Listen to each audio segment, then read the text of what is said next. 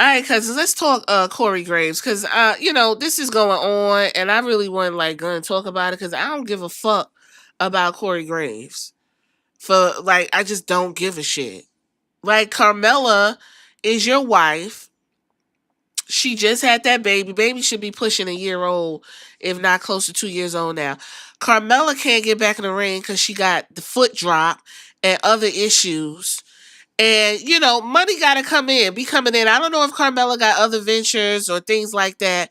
I haven't heard her on the, Chitlin circuit signing autographs and nothing like that. So, Corey, you need to sit the fuck down and keep the money coming in that goddamn house because you also got other kids too. Okay, so I'm not really understanding what you trying to do here. And I just think it was too fucking much. So let's go ahead and have this conversation. This all started with this tweet. Imagine chasing your dream, then being told, not deciding, that you're no longer physically able to pursue your dream. Then you dedicate your life to something dream adjacent and being pretty fucking awesome at it.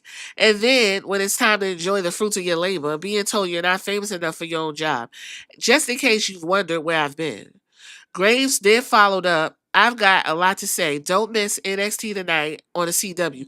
Well, they said down to the NXT, you ain't saying a motherfucking thing and got him up out of there, okay?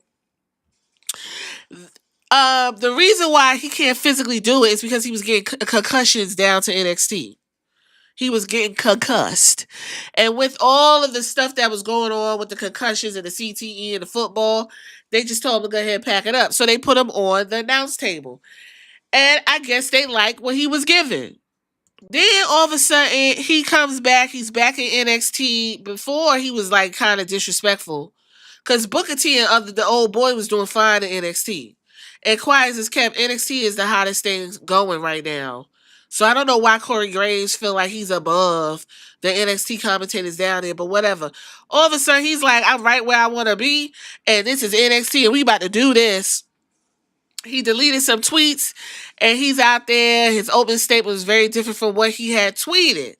Obviously, somebody told him, you going to do what we want you to do, or you going to sit at home and bring in your little whatever you supposed to bring in. Okay, now is not the time for the shenanigans.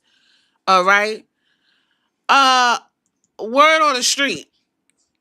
This was 10 days ago over on Reddit. So I don't know who wrote this, where they got it from, but it's in quotes. So I'm just going to read it and then I'm going to wrap this up. So I'm stuffy, as you know, so bear with me. Everyone in WWE that I talked to said it wasn't an angle. He hasn't been fired yet. I'm going to say this is September-ish, maybe early October. I just remember when they first made the announcement of the announcing changes that Pat McAfee would be back and everything. Basically, when Michael Cole had moved to SmackDown, it was only going to be temporary, and Joe Test was starting with Raw. And we were told it's only temporary. He's going to move to SmackDown. This sounds like old stutter dry mouth. Anyway, what it say? At the time I was told the Raw announced team would be in January. Michael Cole, Pat McAfee, and the SmackDown team would be Corey Graves and Joe Test. Maybe a couple weeks ago, not that long ago, I just kind of asked, so is it Test or Corey? They're going to be host of SmackDown. Since that, what I've already been told, and the answer was to determine. First of all, I don't know what Dave Nelson's talking about. It was clear because I had a podcast asking you all to pick your favorite announce team. It was never Corey Graves. They just threw him up in the air, and everybody was like, what's going to happen to Corey Graves? So I don't know what he's talking about. Then he says, now I guess it's a couple weeks ago, Corey Graves got word that Wade Barrett was going to replace him on that show. He wasn't happy. I don't know if he got the word he was going to start January NXT. I don't know the situation. Dave Meltzer don't never know nothing, but y'all quote him. I just realized this is Dave Meltzer quote. Basically, he found out, just like Corey Graves, that he gonna be on SmackDown, and Corey was not happy about it because Corey felt like that was a demotion. Now, why would you go on Twitter and do all of this? I can't answer that question. We know Dave. Then he said there's people who think that he was trying to get fired and that's why he did it. If he's trying to get fired, they probably aren't going to fire him because I don't think they want him going to AEW if they get released. I don't think WWE gives a fuck where Corey Graves goes if he got released. They could also suspend him, which they may have done. For all we know, it doesn't have to be announced that they suspend him. Again, stop quoting Dave Meltzer because the motherfucker don't make no sense. So people are saying that it's a work and some type of angle for him to get back in the ring and that he's going to have a match with Pat McAfee at WrestleMania or possibly Wade Barrett. Let me just say this and then I'm going to wrap this up. Don't nobody want to fucking see that, Corey.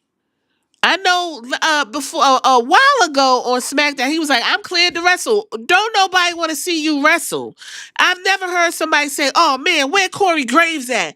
He would bring so much to the mat. No one wants to see Pat McAfee wrestle. Okay, Pat McAfee comes out, acts like a complete goofball. It's fun or whatever. But don't nobody want to see him in the fucking ring wrestling.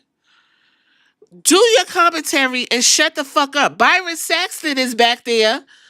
He could be on commentary, but you don't hear him complaining. He just happy he got a job.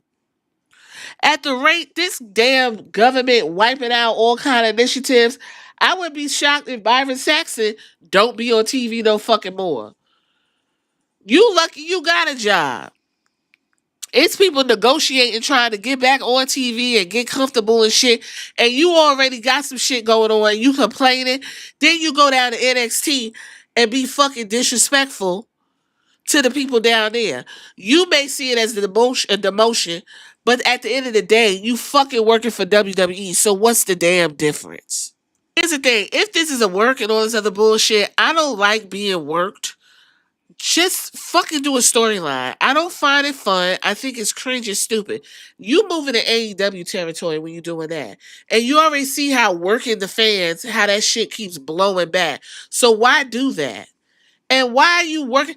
If you want your commentators to wrestle, then fucking start a feud so they can get in the ring to wrestle. Why does it have to be elaborate? Y'all already think the damn wrestling fans is stupid, so what makes you think this right here would make things better?